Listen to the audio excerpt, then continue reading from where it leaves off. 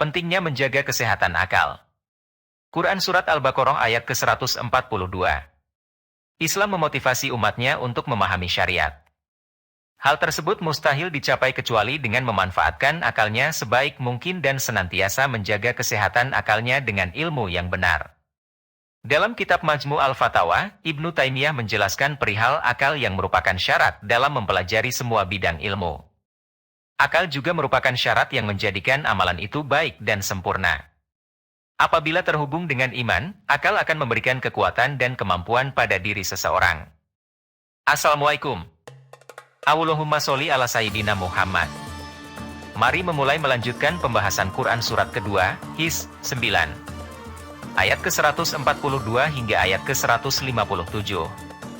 Aku berlindung kepada Allah dari godaan syaitan yang terkutuk. Juz 2. Keesaan Tuhanlah akhirnya yang menang. Sekitar pemindahan kiblat.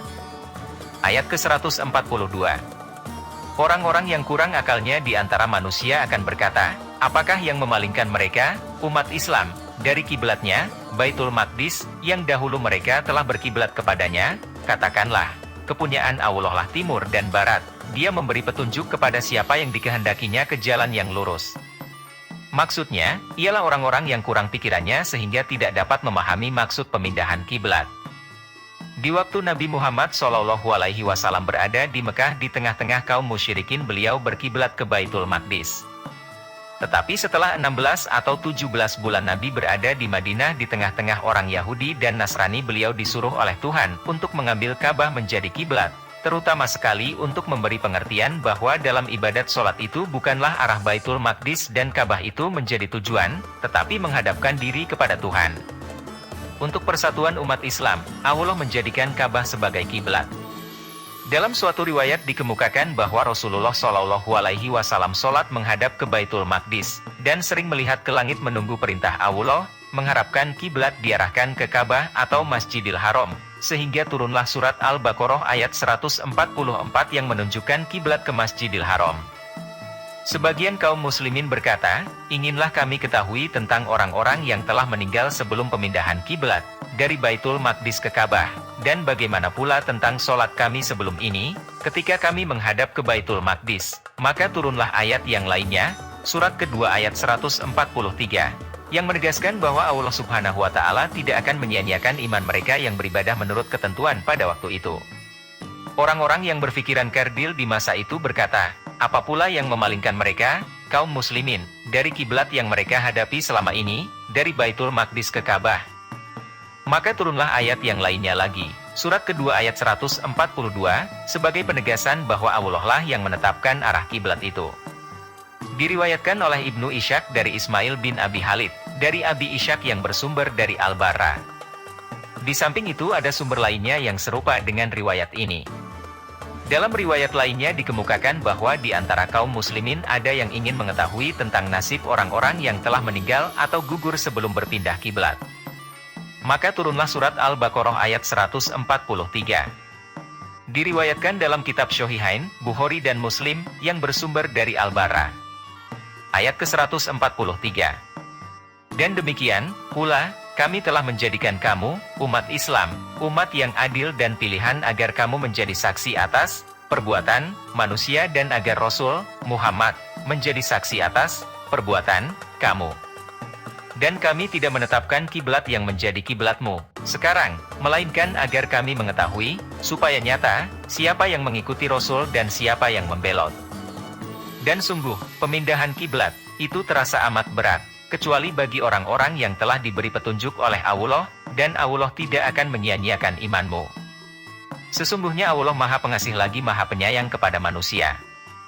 Umat Islam dijadikan umat yang adil dan pilihan, karena mereka akan menjadi saksi atas perbuatan orang yang menyimpang dari kebenaran baik di dunia maupun di akhirat. Ayat ke-144. Sungguh kami sering melihat mukamu menengadah ke langit, maka sungguh kami akan memalingkan kamu ke kiblat yang kamu sukai. Palingkanlah mukamu ke arah Masjidil Haram. Dan di mana saja kamu berada, palingkanlah mukamu ke arahnya. Dan sesungguhnya orang-orang Yahudi dan Nasrani yang diberi Alkitab Taurat dan Injil, memang mengetahui bahwa berpaling ke Masjidil Haram itu adalah benar dari Tuhannya, dan Allah sekali-kali tidak lengah dari apa yang mereka kerjakan. Maksudnya ialah Nabi Muhammad SAW sering melihat ke langit mendoa dan menunggu-nunggu turunnya wahyu yang memerintahkan beliau menghadap ke Baitullah. Ayat ke-145.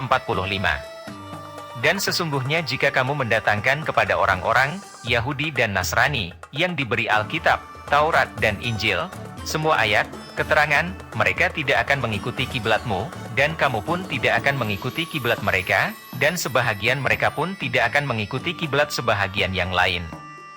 Dan sesungguhnya jika kamu mengikuti keinginan mereka setelah datang ilmu kepadamu, sesungguhnya kamu, kalau begitu termasuk golongan orang-orang yang zolim. Ayat ke-146. Orang-orang, Yahudi dan Nasrani, yang telah kami beri Alkitab, Taurat dan Injil, mengenal Muhammad seperti mereka mengenal anak-anaknya sendiri.